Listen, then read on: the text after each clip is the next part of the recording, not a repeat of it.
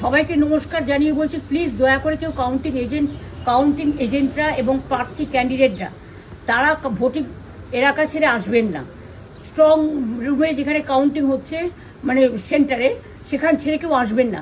এটা বিজেপির প্ল্যান।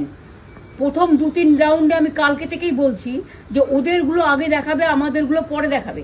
এবং অনেক জায়গায় 2-3 রাউন্ড কাউন্টিং করার পরে প্রায় 100টা জায়গায় কাউন্টিং বন্ধ করে রেখে দিয়েছে। এবং কল্যাণীতে ধরা পড়েছে 7টা মেশিন, যেখানে কোনো মিল নেই।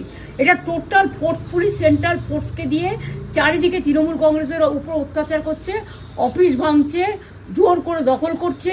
এসআইআর নামে আপনারা দেখেছেন ভোট লুট করেছে যাতে যে সিটগুলো জিততে পারে। কিন্তু এখনো এমন 70টা সিট আছে, 100টা সিট আছে যেগুলো আমরা এগিয়ে আছি, সেগুলো বলছে না। টোটালটাই মিথ্যে নিউজ খাওয়াচ্ছে। আগে ডিআইসিও এই খবরগুলো দিত, কিন্তু তাকে কালকে চেঞ্জ করে দেওয়া হয়েছে। টোটালটাই ইলেকশন কমিশন নিজের ইচ্ছে মতো খেলছে, এবং সাথে কেন্দ্রীয় বাহিনীকে নিয়ে। এবং আমাদের পুলিশরা টোটাল মাথা নত করে কেন্দ্রীয় বাহিনীর আন্ডারে কাজ করছে। সুতরাং আমি আমাদের কাউন্টিং এজেন্টদের, আমাদের সমস্ত পার্টির কর্মীদের বলবো, অত মন খারাপ করার কারণ নেই। আমি বলেছিলাম সূর্যাস্ত পরে আপনারা জিতবেন। 3 রাউন্ড 4 রাউন্ড কাউন্ট হলেও এটা 14 রাউন্ড থেকে 18 রাউন্ড কাউন্ট হয়, তখন আপনারা জিতবেন।